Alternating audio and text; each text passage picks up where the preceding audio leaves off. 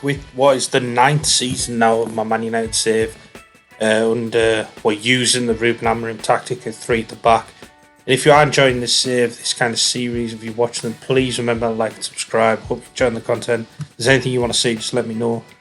But we have had another great season, I think, anyhow. This is kind of the squad of players. I know there's quite a lot of them out on loan, but these are kind of the first team players I'm working with.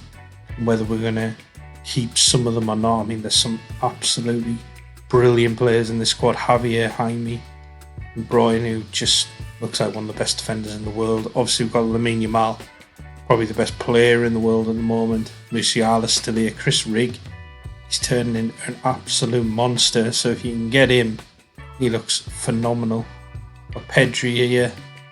Still, who we got, I think, for pretty cheap as well, for considering how good he is. Salvo's coming along nicely. He looks like he's going to be phenomenal. And Mendy been brilliant this year with 28 goals. And Miori, another guy, I think we signed a lot from the bench, but looks brilliant as well. Phenomenal players. So what I want to do is just take you through some certain things of sort of player development, or people we've got out on loan, really. It's our player development. So we loaned out Antonio Silverware, and he's played really well, but I'm not sure whether to sell him or not. Same with Diamande. Now let me know in the comments, would you sell him or not? I think I'm going to. Garnacho, a bit of a controversial one, but I think I might sell him as well if I can. Got Barlow out on loan, who looks a very good player. Decent young sort of squad option, so I'll probably keep him around. Same with Kenny Cowie. I think he looks a phenomenal player. It's just how a team's that good that he probably won't get a start. Sam Oliver, centre back, could be really good for us. Daniel Gallagher again. These are probably more squad players though. Probably keep them around. Kai Rooney hasn't quite developed as much as we wanted. I think, is it Ronaldo left us? Let's see. Yeah, he went to Nottingham Forest on a free because he wouldn't sign a new contract. He's done alright. 7 goals, 6 assists, 30 games. Hasn't quite developed as much as he thought, but I wanted to keep him around to see how good he could be. I might try and bring him back, we'll see. Going to the finances though, and I've never seen this before. Firstly, the overall balance 537 million, but I've never seen 1 billion transfer budget. That is ridiculous. It basically just tells you for the last few seasons, well, we've been basically selling everyone and not really buying that many people in. Certainly not for like massive money anyhow, for like loads of players. It's just insane. We've got a guaranteed 500 million for the next budget. I mean, we could go mad with that billion. And I might, to be fair. I mean, should I spend it all? Let me know what you guys do. I might go and spend it all. We'll see. Projection obviously looks decent. It's going down, but I think it's a lot better than that suggests. I'm not sure if that takes all like sponsorship and things in there into account. We got a loan, but it's not really mattering. 25.5 million. 24.5 million, sorry, that'll...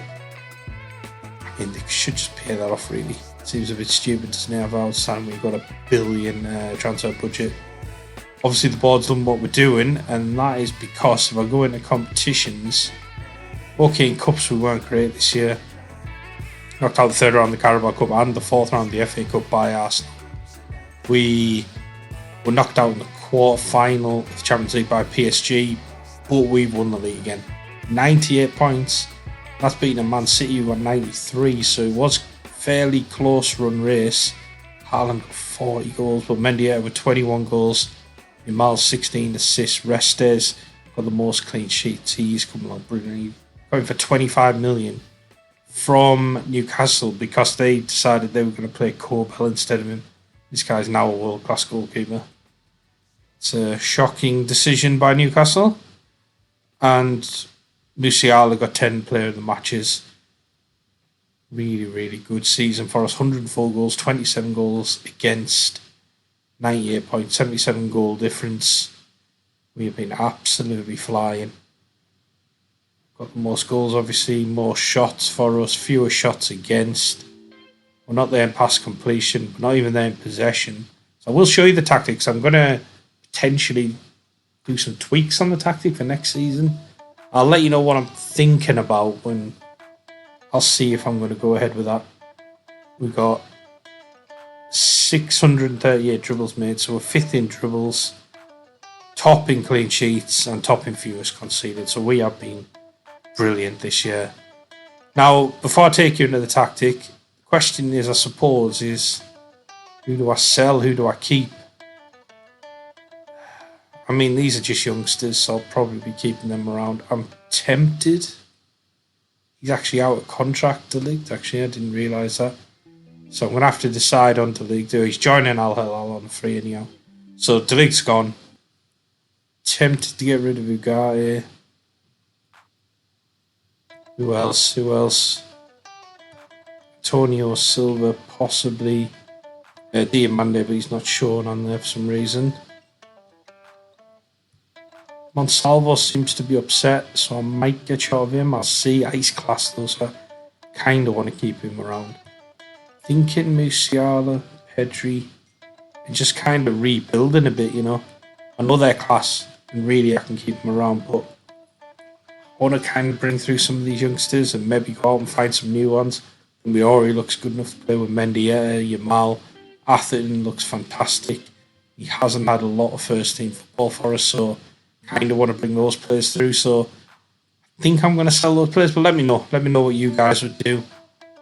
So for the tactic, what I'm thinking, this is what we're using at the moment. I've done a bit of a deep dive into it in another episode, so go and check that out if you want to use this tactic.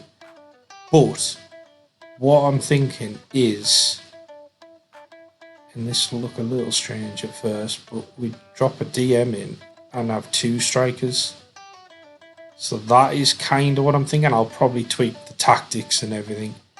I will tweak these roles because I don't think that Libero rules suit with a DM in there. That'll probably have to sit a little bit deeper.